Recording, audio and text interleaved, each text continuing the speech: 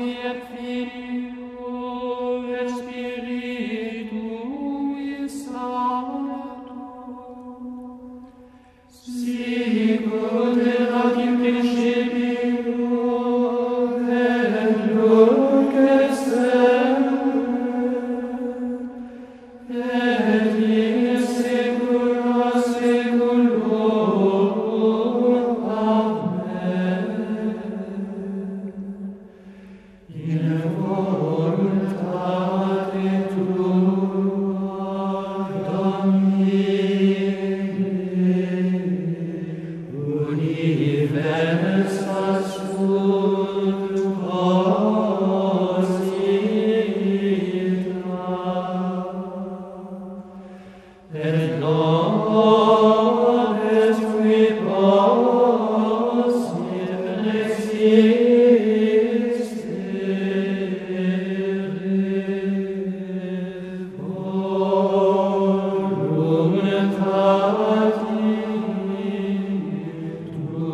qui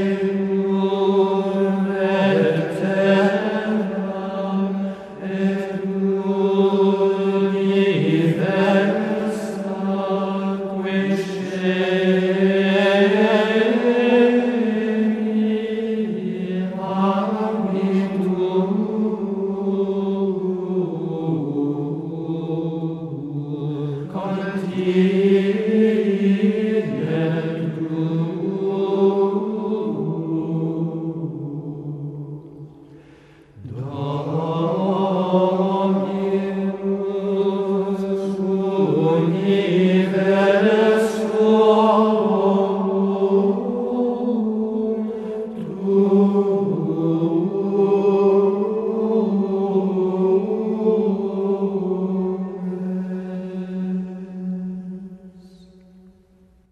Toutes choses sont enveloppées dans ta volonté, Seigneur, et il n'est personne qui puisse résister à ta volonté.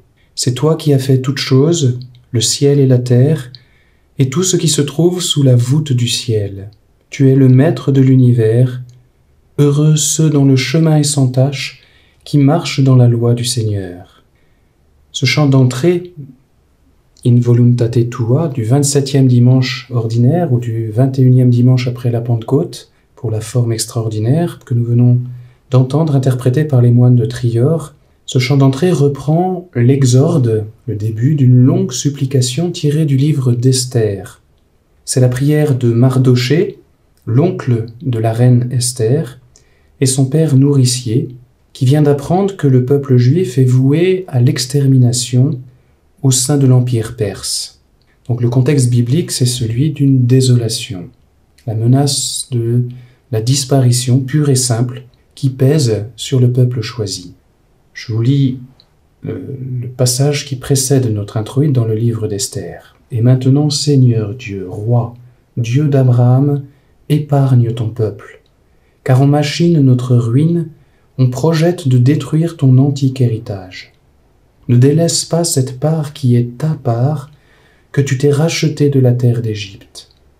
Exauce ma prière, sois propice à ta part d'héritage, et tourne notre deuil en joie, afin que nous vivions pour chanter ton nom, Seigneur. Et ne laisse pas disparaître la bouche de ceux qui te louent. » Et tout Israël criait de toutes ses forces, car la mort était devant ses yeux. La liturgie, c'est assez remarquable, n'a pas retenu cette belle prière de demande, de supplication.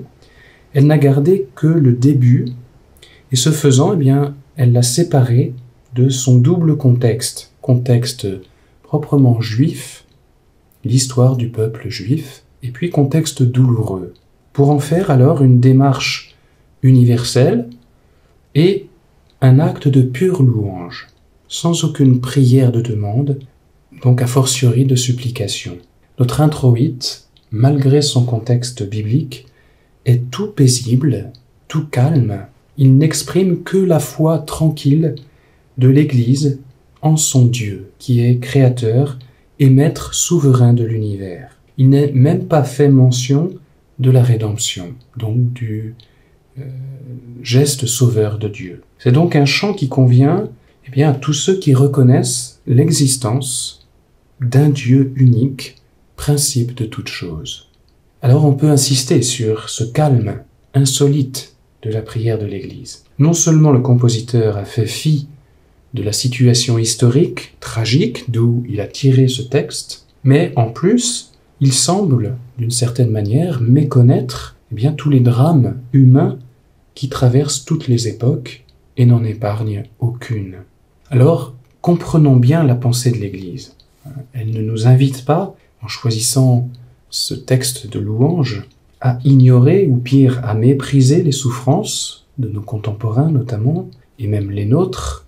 Non, elle souligne seulement que la souffrance, les maux sociaux sont de tous les temps, et elle nous suggère alors simplement, dans un contexte aussi universel, de nous tourner avec confiance vers celui-là seul qui détient la clé de l'histoire, le pouvoir de changer le cours des choses et surtout les cœurs, nos cœurs. Elle ne retient que cela, que la louange du Créateur, parce qu'elle sait que l'humilité est la plus belle et la plus efficace des prières. Et ça, c'est important.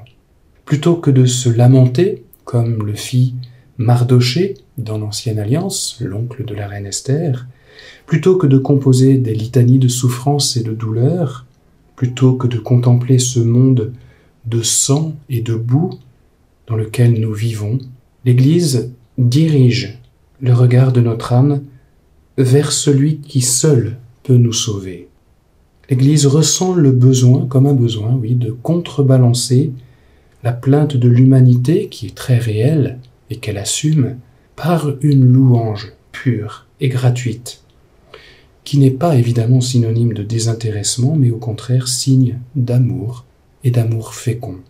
Le murmure d'un monde coupé de Dieu et recroquevillé sur lui-même est stérile. Le chant de louange d'un enfant de Dieu, même sans demande explicite, même dans un contexte douloureux, oppressant, est plus efficace sur le cours des temps. Voilà, je crois, la leçon qui se dégage de notre chant d'entrée, pure louange. Le contexte actuel, alors pour le coup, c'est celui d'une création qui est précisément gravement et peut-être irréversiblement abîmée par l'irresponsabilité de l'homme moderne. Alors un tel chant, aujourd'hui, il acquiert une valeur prophétique. Il donne ou il redonne l'espérance à notre humanité inquiète. Parce que, à vue humaine, évidemment, le processus de destruction de la création pourrait paraître irrémédiable. Mais aux yeux de la foi, le recours à Dieu Tout-Puissant est une solution qui suppose une prise de conscience salutaire de la part de l'humanité. Et ça, c'est une démarche qui est fondamentale. Implorer Dieu qui peut seul sauver la situation. C'est remettre les choses dans l'ordre et à leur place. Et alors, on peut espérer. Donc vous voyez, il ne s'agit pas tant de se lamenter que de louer, de rester joyeux et confiant sous le regard du Père. Bien sûr, ça ne nous empêche pas d'agir, mais c'est une démarche intérieure de confiance. La qualité de ce regard peut transformer les mentalités et de ce fait inverser le dramatique état de fait contemporain. On a besoin de la louange. Voilà le seul vrai réalisme, et je note que le chant grégorien se montre en l'occurrence d'une incroyable actualité, et se révèle alors un maître spirituel en même temps qu'une profonde école de louange. Donc vous voyez, retrouver le chant grégorien dans la liturgie, c'est aussi retrouver un équilibre personnel, mais aussi social, et puissions-nous en être bien convaincus. In voluntate tua, Domine, universa supposita,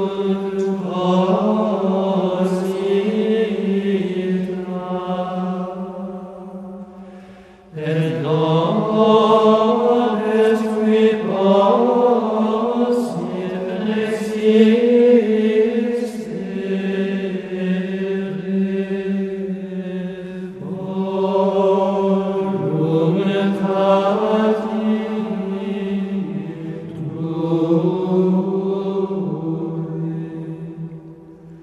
qui possit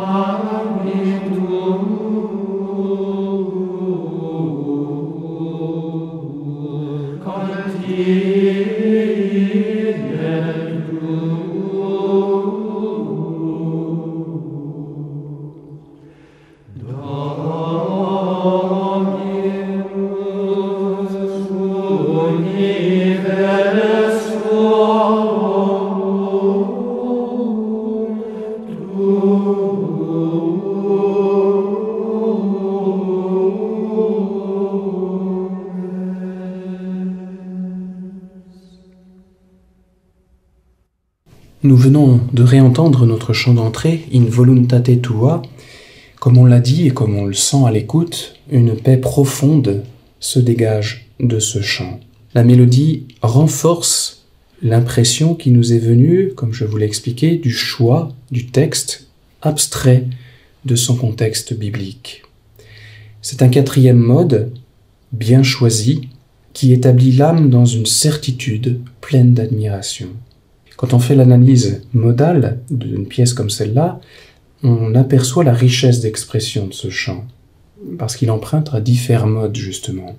La paix vient surtout du mode de Ré, avec des cadences comme celle sur Dominé ou sur Tué. La plénitude et la certitude viennent plutôt du mode de Sol, avec les cadences transposées au Do grave de Omnia, de Ambitu, de Continentur. Quant à l'admiration, elle provient plus spécifiquement du quatrième mode qui conclut la première phrase, Posita, avec une cadence inversée, et la dernière phrase, Dominus universorum tues. Autrement dit, il n'y a aucune place pour l'angoisse, pour l'inquiétude, pour la tristesse. Le ton de la louange est grave, mais serein et doux. Notre chant se compose de 4 phrases mélodiques. La première phrase est extraordinaire de simplicité. Et ça, c'est typique du quatrième mode, qui est un mode sans mouvement, comme un long regard. In voluntate tua domine. Tout cela s'enroule autour de 3 notes seulement, le Ré, le Mi et le Fa. Universa sunt posita ajoute seulement le Do grave et le Sol à l'aigu. C'est tout.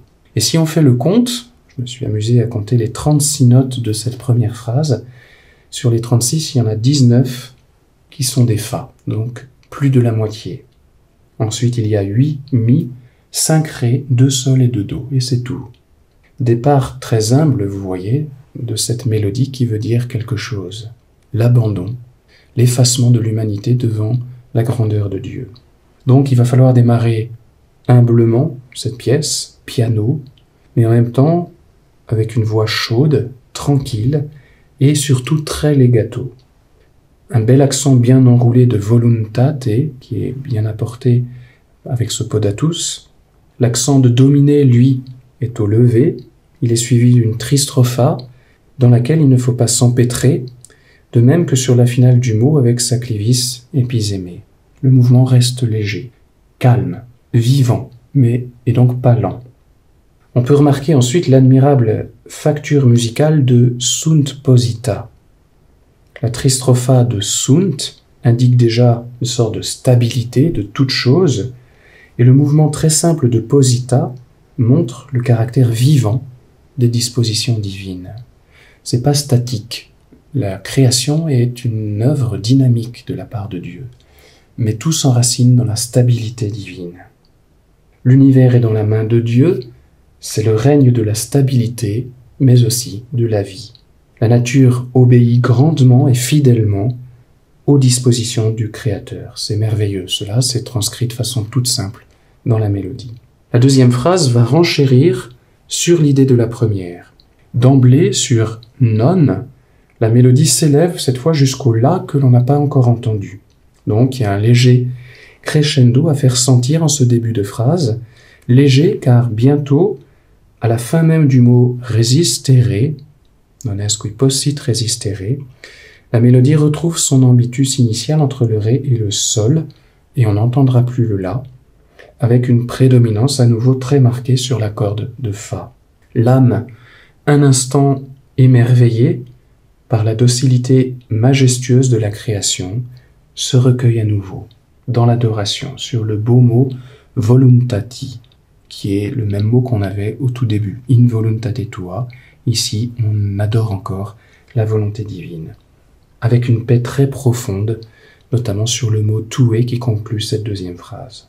La troisième phrase ne fait pas exception au climat de l'ensemble, tout est calme, c'est toujours la même idée d'une maîtrise absolue de Dieu sur les événements du temps.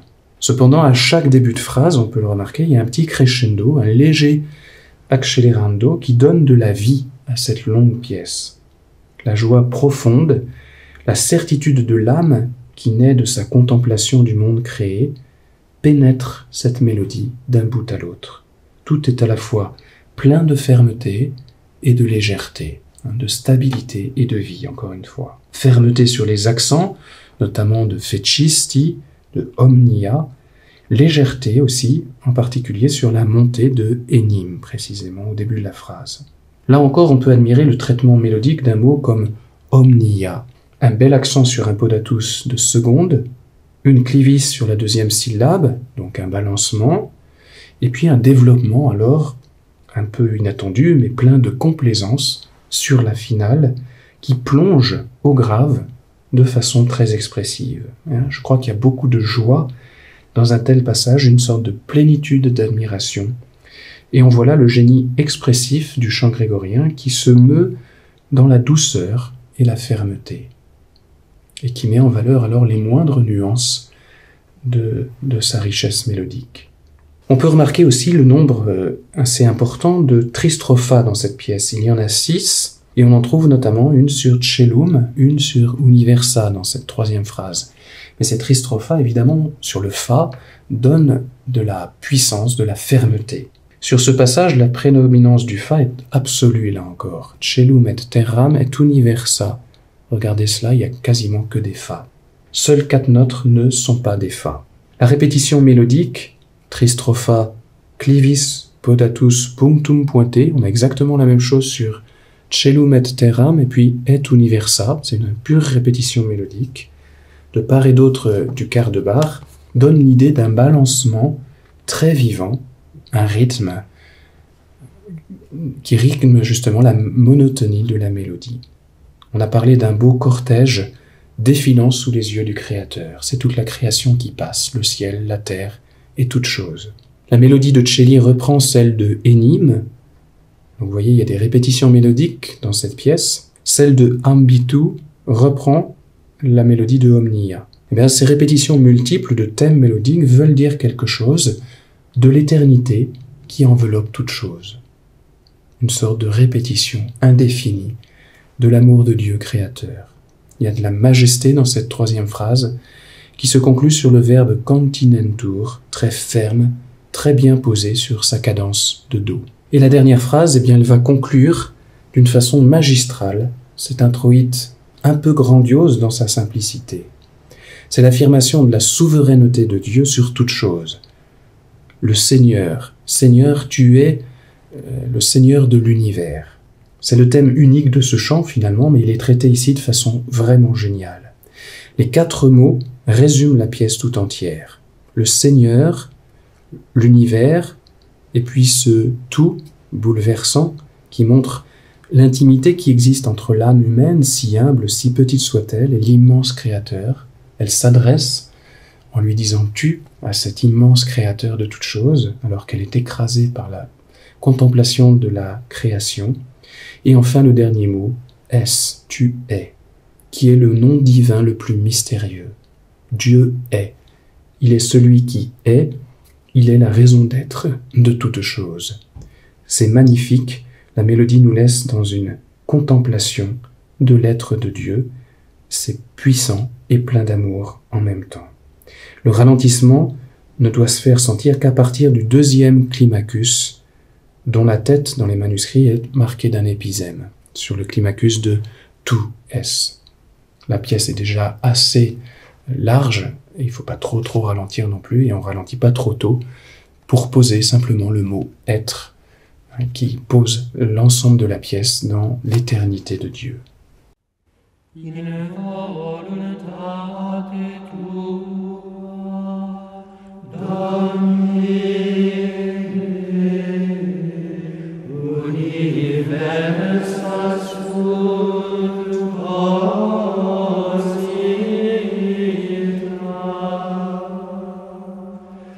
et nobis qui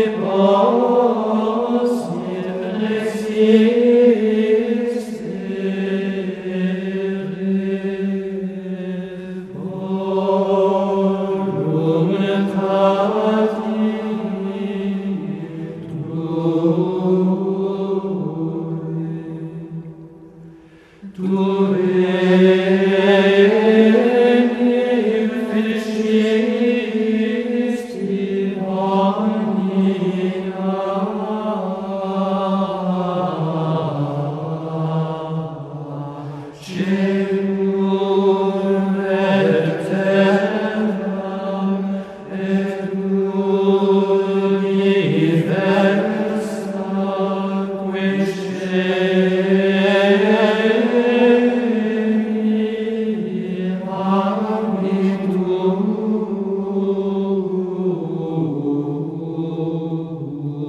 Conti